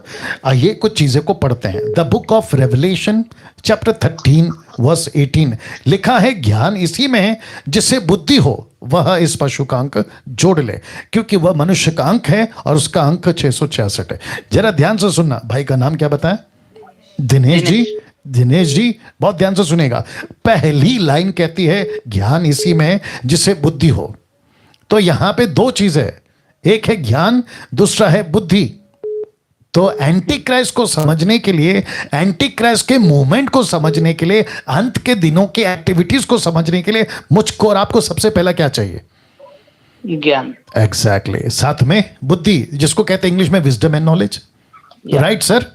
Yes yes. अगर मोदी कहता है कि वन गवर्नमेंट, आपके हिसाब से या कोई ऐसा कोई रूल पास हुआ है, आपको पता है सर, जो राशन की बात हो रही है ना, जो मेरे नॉलेज में, उसको कहा गया है कि राशन कार्ड एक होगा एक गवर्नमेंट के हिसाब से। अब बाकी पूरे वर्ल्ड की अगर आप बात करते हैं तो सर आपको और मुझको विजडम यूज करना होगा, क्योंकि किसी एक एंगल को पकड़ के एंटी क्राइस्ट की घोषणा नहीं कर सकते या रैप्चर के पहले वन गवर्नमेंट की घोषणा नहीं कर सकते। दानियल की पुस्तक, मरकुस की पुस्तक 13वां अध्याय, मत्ती की पुस्तक 14वां अध्याय, लूका की पुस्तक 21वां अध्याय में इन सभी पे लिखा है। और साथ ही साथ दूसरा थिस्सलुनीके दूसरा अध्याय वचन 6-7 में कहता है कि वो वस्तु जिसको कहते हैं दानियल की पुस्तक में, जो पढ़े वो समझे, ये भी यीशु कहता है, जो पढ़े वो समझे। वो जब तक खुद को मंदिर में डिक्लेयर नहीं करेगा, वन गवर्नमेंट वन रिलीजन का कॉन्सेप्ट नहीं आएगा सर। अच्छा अच्छा तो आपको ऐसे टैली करना है सर, है ना? अभी एक और याद आ गया सर। अभी वैक्सीन निकला था, आपको याद होगा वैक्सीन। यस तो कहते हैं कि वैक्सीन जो लगा रहा है वो एंटी क्राइस्ट का स्टैंप है। अब इसको क्या कहेंगे सर? मूर्खता। क्योंकि एंटी क्राइस्ट का स्टैंप माथे पे है, एंटी क्राइस्ट का स्टैंप हाथ पे है, एंटी क्राइस्ट का स्टैंप लिक्विड पे कहां से आ गया? या so we need to calculate, हमको जोड़ना है सर, तब जाके। तो मोदी साहब कल को देखिए, नाम भूल गया, दिनेश जी, हाँ देखिए मोदी साहब अभी आए हैं, वन गवर्नमेंट या कुछ भी जो आपने बोला, लेकिन आपको पता है जब प्रजा नहीं था, जिसको कहते हैं प्रजातंत्र नहीं था, तो क्या था सर? जिसको कहते हैं राजातंत्र, तभी प्रजातंत्र नहीं था ना। इंग्लिश में कहते किंग रूल, तो राजा राज्य करता था। तो तभी क्या चलता था सर? 16वीं सेंचुरी, 16वीं सदी 13वीं सदी में क्या चलता था सर? और बादशाह सिकंदर ने तो पूरी दुनिया को जीता था। तो वो था ना वन गवर्नमेंट। 200 साल भारत में ब्रिटिश ने राज किया, वो क्या था? One government. तो क्या तभी घोषणा कर दे कि एंटी क्राइस्ट आ गया? नहीं बोल सकते। तो अपने को कैलकुलेट करना पड़ेगा, राइट सर?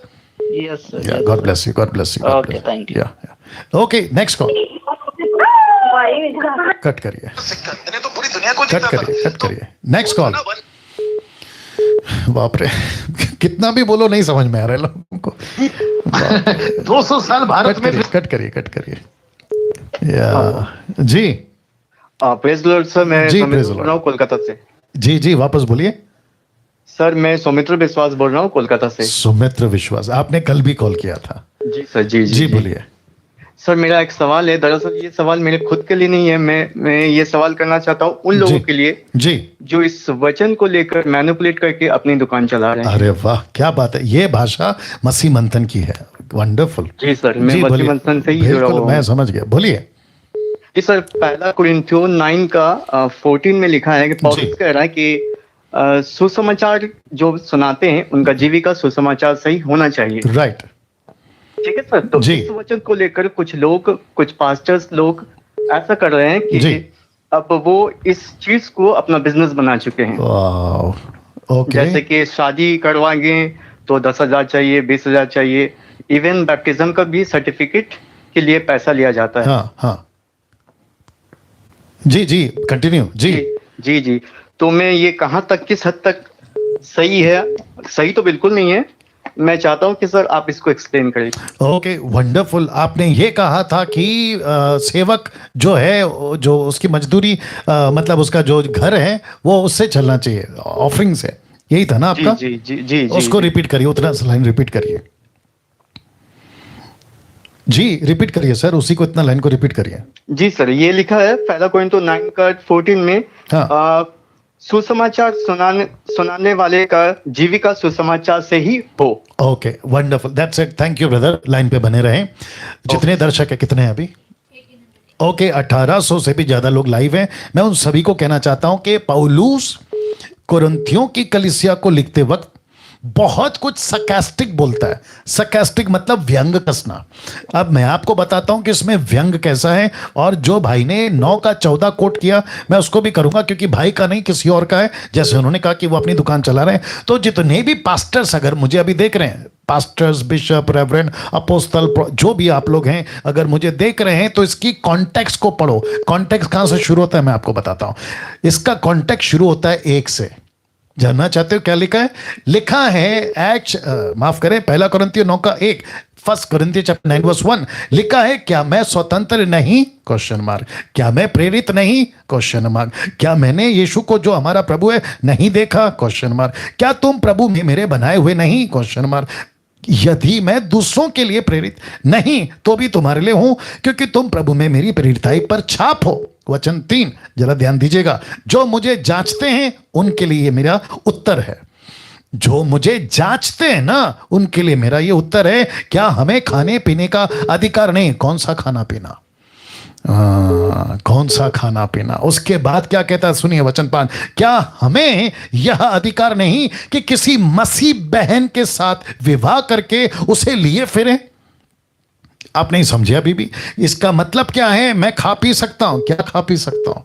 अब ये कौन सा पीने की बात हो रही है? फिर कहता है कि मैं किसी बहन को लेकर शादी करके नहीं घूम सकता। पौलुस कह रहा है, अब आ रहा है ना सरकास्टिक। हाँ, फिर कहता है नहीं फिर सकता, जैसा अन्य प्रेरित और प्रभु के भाई और कैफा पतरस करते हैं। वचन 5 ये क्या कह रहा है पता है? वहां की जो परिस्थिति है ना वो बता रहा है। वचन 6, ये केवल मुझे और बरनबास को ही अधिकार नहीं कि कमाई करना छोड़ें। तो इसका मतलब क्या है? ये अपनी कमाई करते थे, ये खुद की नौकरी करते थे। अब इसको देखो, लिखा है, कौन कभी अपनी गिराज से खाकर सिपाही का काम करता है? कौन दाग की बारी लगाकर उसका फल नहीं खाता? sarcastic, इसको कहते हैं व्यंग कसना। वो कहता है मैं अंगूर का बगीचा लगाऊं और मैं उसमें से नहीं खाऊं। उसके बाद कहता है कहां गया? नहीं खाता। कौन भेड़ों की रखवाली करके उसका दूध नहीं पीता? sarcastic। वचन 8, क्या मैं ये बातें मनुष्य की रीति पर बोलता हूं? वचन 9, क्या व्यवस्था भी यही नहीं कहती? व्यवस्था ओल्ड टेस्टमेंट, क्या व्यवस्था ये नहीं कहती लेवी को कनेक्ट करा? किसको? लेवी के गोत्र को। क्योंकि मूसा की व्यवस्था में लिखा है दावते समय चलते हुए बैल का मुंह ना बांधना। क्या परमेश्वर बैलों की चिंता करता है या विशेष करके हमारे लिए कहता है? हाँ, हमारे लिए लिखा गया है, क्योंकि उचित है कि जोतने वाला आशा से जोते और दावने वाला भागी होने की आशा से दावनी करे। 11 बाद में पढ़ूंगा। इसका मतलब क्या है? ओल्ड टेस्टमेंट में लेवियों का कोई प्रॉपर्टी नहीं था, उनको जो चंदा इकट्ठा होता था उसको देते थे। ये उसकी बात कर रहा है। अब जरा आगे वचन 11 लिखा है, जबकि हमने तुम्हारे लिए आत्मिक वस्तुएं बोई, तो क्या यह कोई बड़ी बात है कि तुम्हारी शारीरिक वस्तुओं की फसल काटें? वचन 12, जब दूसरों का तुम पर यह अधिकार है तो क्या हमारा इससे अधिक ना होगा? मतलब तुम्हारी जो प्रॉपर्टी है, तुम्हारे जो ऑफरिंग है, हम नहीं ले सकते? हमने तो तुमको चेला बनाया, हमने तो तुमको प्रभु में लाया। फिर कहता है परंतु हम यह अधिकार काम में नहीं लाए, परंतु ये अधिकार ऑफरिंग लेना, आपका पैसा लेना, इसको हमने अधिकार में नहीं लाया। अब बताइए, तो वचन कहता है कि हमने पैसा नहीं लिया, पौलुस कहता है, फिर आगे देखो क्या कहता है, परंतु सब कुछ सहते हैं कि हमारे द्वारा मसीह के सुसमाचार में कुछ रुकावट ना हो। वचन 13, क्या तुम नहीं जानते कि जो मंदिर में सेवा करते हैं वे मंदिर में से खाते हैं? कौन सा मंदिर? यरूशलेम। किसकी बात कर रही है? लेवियों की। और वे वेदी की सेवा करते हैं, वेदी के साथ भागी होते हैं। किसकी बात हो रही है? याजकों की। वचन 14, इसी रीति से प्रभु ने भी ठहराया कि जो लोग सुसमाचार सुनाते हैं उनकी जीविका सुसमाचार से हो। इसको कहते हैं कि मैं ले सकता था लेकिन मैंने नहीं लिया, मैं इसका पैसा खा सकता था लेकिन मैंने नहीं खाया। तो ये उसको बता रहा है, तो चलते चलते बता रहा है ये स्टेटमेंट नहीं है। पौलुस तो ये कहता है, जल्दी निकालो 2 Timothy chapter 3 verse 11, 1 Timothy chapter 3 verse 11, मुझे थोड़ा टाइम दीजिए। 1 तिमोथी चैप्टर 3 वर्स 11, अगर मैं गलत नहीं हूं, क्योंकि आजकल बहुत पढ़ता हूं। तो 1 तिमोथी चैप्टर 11, ओके, एक सेकंड दीजिए। ओके, एक सेकंड दीजिए। आई थिंक 2 तिमोथी, एक सेकंड दीजिए दोस्तों। या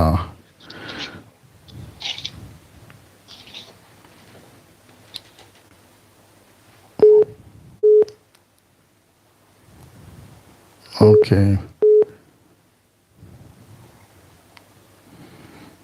एक सेकंड दीजिए और एक देख लेता हूं जितने दर्शक बने हैं।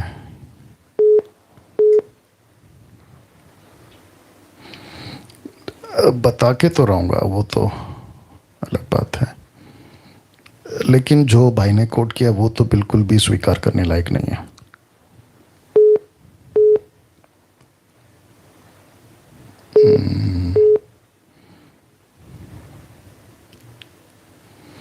ओके, पौलुस एक जगह पे लिखता है कि खुद कमाई करो, खुद खाओ। नरेंद्र जी, अगर आप प्रोग्राम देख रहे हैं, नरेंद्र राव, तो उसको डालिएगा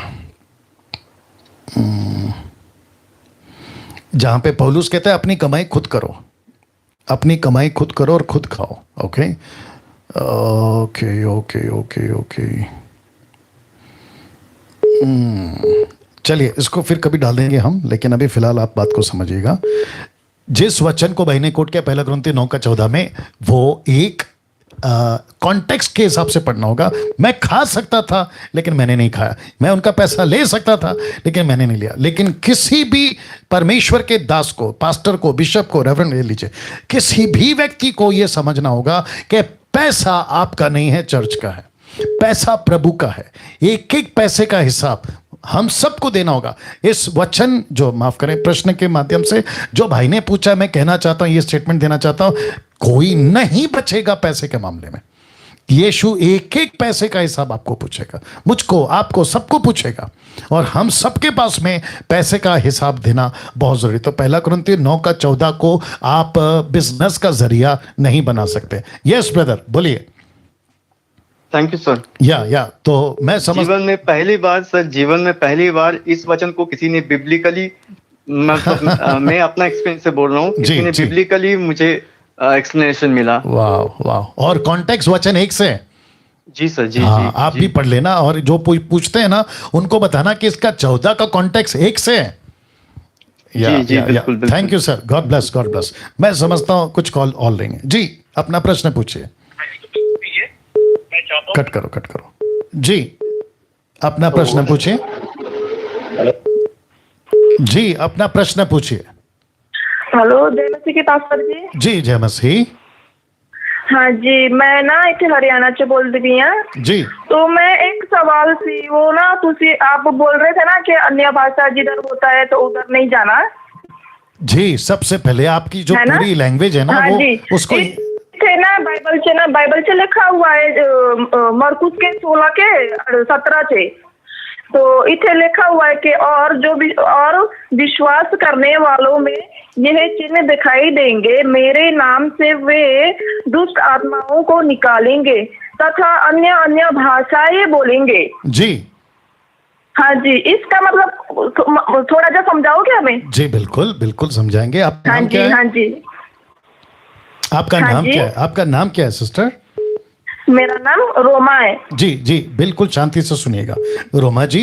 नाउ सिस्टर रोमा जी का प्रश्न है, जो ये पूछ रही हैं कि मेरे वीडियो में मैंने एक प्रचार किया था कि अन्य भाषा नहीं बोलना है, कौन सा, जिब्रिश, लेकिन जिसका जिक्र अभी बहन ने किया मरकुस का किताब 16 का, मैं समझता हूँ 17 में। आइए सुनते हैं क्या लिखा है। जी सिस्टर, आप भी सुनिएगा। लिखा है, विश्वास करने वालों में ये चिन्ह होंगे कि वे मेरे नाम से दुष्ट आत्मा को निकालेंगे। अब जरा ध्यान से सुनिएगा सिस्टर, लिखा है नई नई भाषा। यहाँ पे एक भाषा नहीं है, जिसको हिंदी में कहते हैं बहुवचन और दूसरा होता है एक वचन। आप इसको जानती होंगी। इंग्लिश में कहते हैं सिंगुलर और दूसरा होता है प्लूरल। आप इससे वाकिफ हैं? किसी शब्द को अगर बहुत हैं तो क्या लगाते हैं? बहुत सारे। अगर एक चीज है तो क्या कहते हैं? एक है। तो यहां पे मरकुस में कितनी भाषाएं? लिखा है नई नई भाषा। तो यहां एक भाषा नहीं है ना सिस्टर, यहां पे बहुत सारी भाषा का जिक्र है। तो बहुत सारी भाषा का जिक्र प्रेरितों की किताब उसका 2 अध्याय वचन 7 निकालिए। प्रेरितों की किताब 2 अध्याय वचन 7, वहां पे कितनी भाषा बात किया? कम से कम 16 से 17। तो कितनी भाषा सिस्टर? 16 से 17। आइए आपको पढ़वा देता हूं, क्योंकि 2 का 7। जी आइए, नहीं इट्स ओके, आइए देखते हैं क्या लिखा है। ठीक है सिस्टर जी, मेरे साथ बने रहें। लिखा है, वे सब चकित और अचंभित होकर कहने लगे, देखो ये बोल रहे हैं, क्या ये सब गलीली नहीं? तो फिर क्यों हम में से हर एक अपनी अपनी जन्मभूमि की भाषा सुनता है? अपनी अपनी। तो कितनी है? हाँ जी, हाँ जी, कम से कम 17। और पौलुस कहता है पहला कुरिन्थियों उसका 14 अध्याय वचन 17। पौलुस कहता है पहला कुरिन्थियों 14 का 17। आइए सुनते क्या लिखा है 14 का 17। जी सिस्टर लाइन में बने रहें। हाँ जी, हाँ जी, जी जी जी जी जी हाँ जी। और दूसरा सवाल पूछो। आपको रुकना है, मैं जब तक नहीं कहता रुके रहे। वचन 19 पहला कुरिन्थियों 14 का 19 कहता है परंतु कलीसिया में अन्य भाषा में 10,000 बातें। कितनी? 10,000। 10,000। तो जिसकी आप बात कर रही हैं जो आजकल चलता है होरा बारा उसको कहते हैं जिब्रिश। लेकिन जो बाइबल का अन्य भाषा है उसको ग्रीक में कहते हैं ग्लोसा। ये दोनों अलग है, इसको मिक्स मत करिए सिस्टर। अच्छा जी हाँ जी जी अभी बोलिए। हाँ जी। और दूसरा सवाल पूछ लूं? जी हाँ जी। इधर ना जिस तरह की जो बपतिस्मा लेना चाहते हैं कि नहीं मिल रहा है, फिर मतलब कैसे ले सकते हैं फिर बपतिस्मा? ओके, जो 6 नंबर दिए ना सिस्टर, टोटल 6 हाँ जी। नंबर, उस पे कॉल करिए आप, ठीक है? हाँ जी जरूर। Thank you. शुक्रिया, गॉड ब्लेस गॉड ब्लेस। या। ओके, और कॉल ले लेते हैं। जी अपना प्रश्न पूछिए। जी अपना प्रश्न पूछिए। नमस्ते सर। हेलो। जी अपना प्रश्न पूछिए। हाँ हेलो सर, मेरा नाम सुनील है। आपका जो पीछे म्यूजिक चल रहा है आप उसको बंद कर सकते हैं? हाँ हाँ सर, अब से नहीं आ रहा सर? जी हाँ, मेरा प्रश्न है सर, जी मैं कहाँ भी गए तो भी सर तुम्हारा पाप क्षमा नहीं होता बोल के बोलते हैं। ओके, एक काम करिए, आप बहुत धीरे बात कर रहे हैं, बहुत सारे लोग आपको सुन रहे हैं, आप थोड़ा तेजी से बात करिए। बोले तो जी सर उन्होंने बोलते तुम्हारा पाप क्षमा नहीं होता बोल के बोलते हैं, वो किस लिए बोलते नहीं मालूम। ओके, नेक्स्ट कॉल, बिकॉज मैं नहीं समझ पा रहा हूँ भाई साहब क्या कह रहे हैं। जी अपना प्रश्न पूछिए। प्रश्न है जो कट करिए।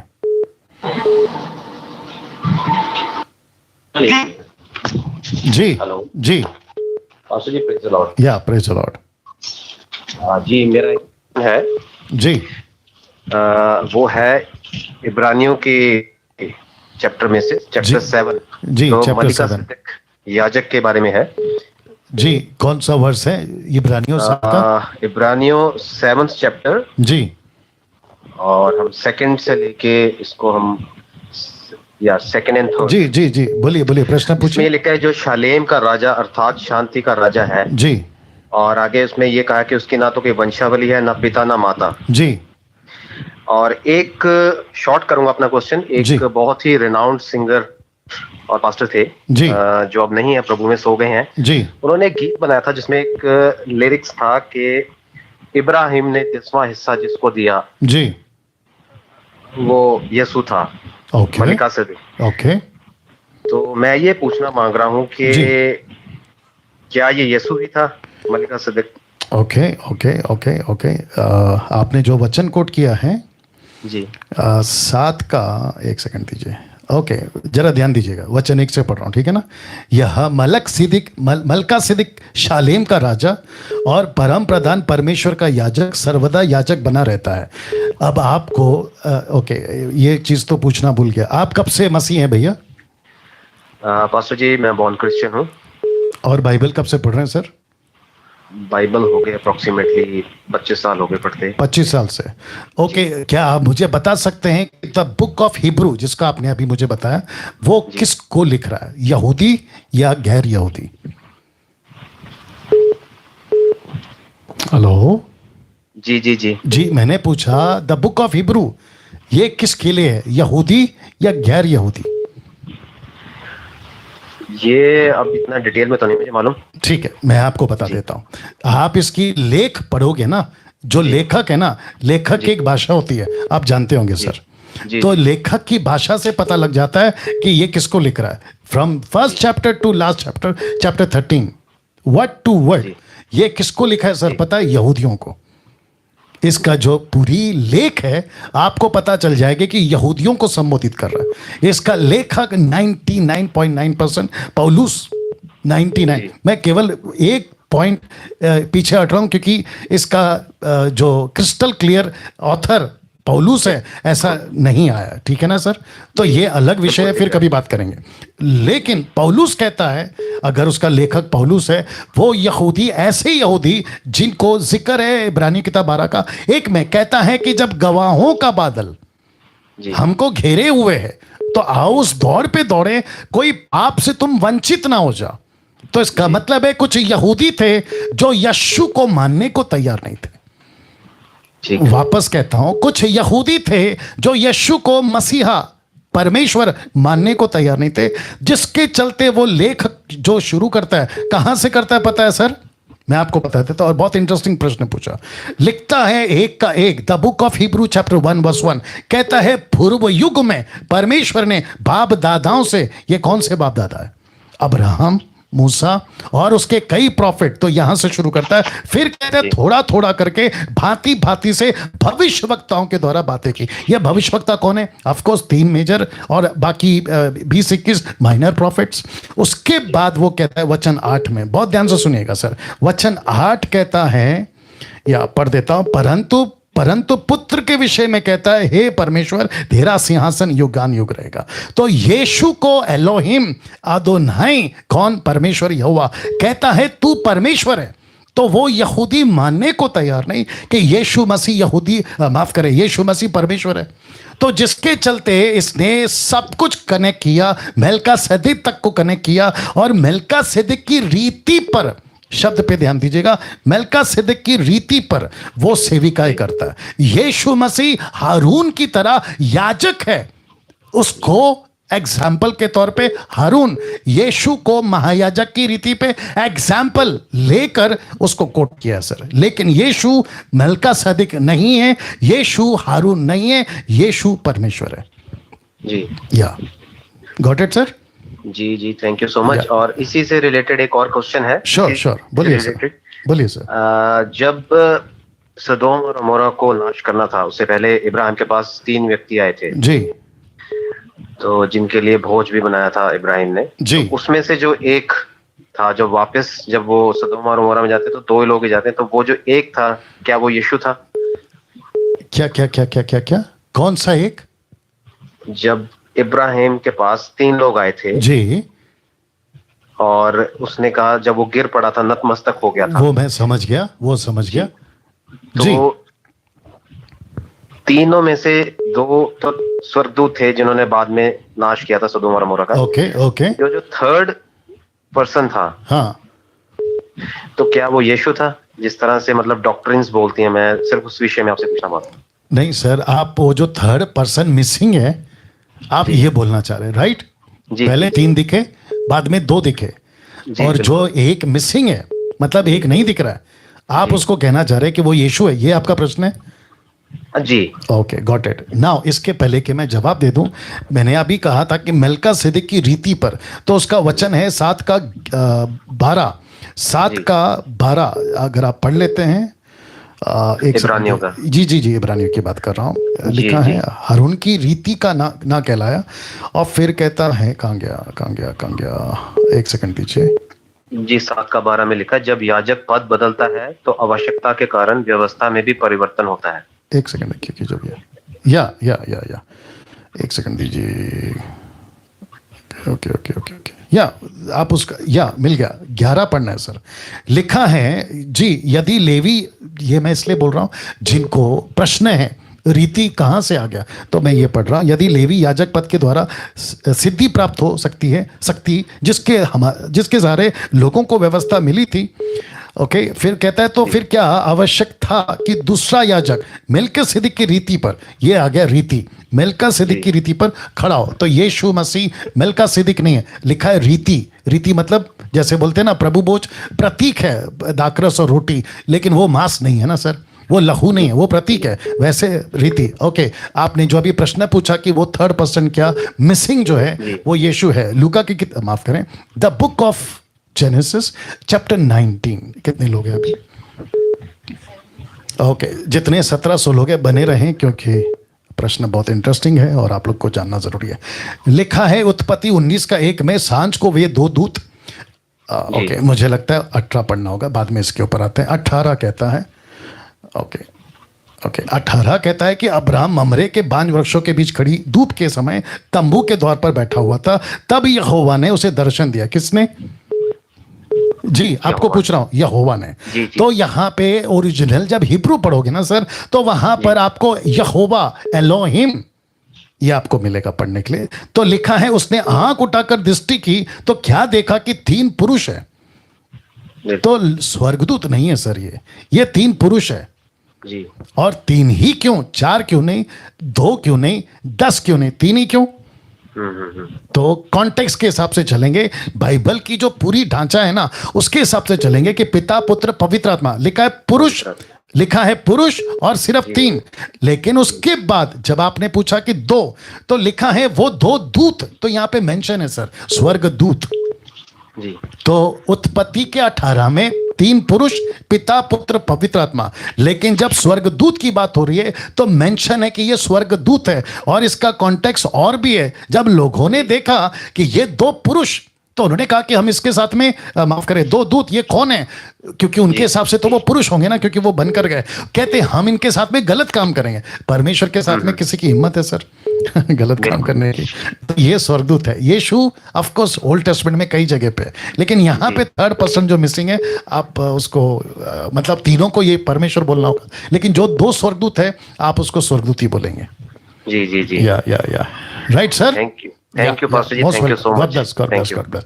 नाउ दोस्तों, मुझे लगता है कि यहाँ पे प्रोग्राम मुझे रोकना होगा, बट ये जो प्रोग्राम है कल, यानी कि मसीह मंथन बैठक हिंदी ऑनलाइन चर्च, आपको क्या है वो? पढ़ो पढ़ो पढ़ो, क्या लिखा है? और जैसी हमने तुम्हें आज्ञा दी वैसे ही चुपचाप रहने। ओके ओके, अपनी अपनी रोटी। हाँ, कौन सा है वो? पहला थिस्सलुनीकियों 4। अच्छा, थिस्सलुनीकियों 4:11, 1 थिस्सलुनीकियन 4:11, ये आपको मिल गया। दूसरा क्या है? Okay okay, right. तो थैंक यू नरेंद्र। ओके, ये जो प्रोग्राम है मतलब मसीह मंथन हिंदी ऑनलाइन चर्च, कल इसके ऊपर मैं सबको इनवाइट करता हूँ।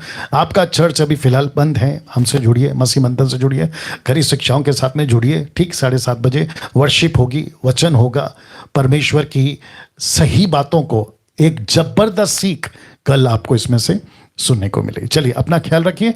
कल ठीक 7:30 बजे फिर मुलाकात होगी। प्रभु आपको आशीष दे।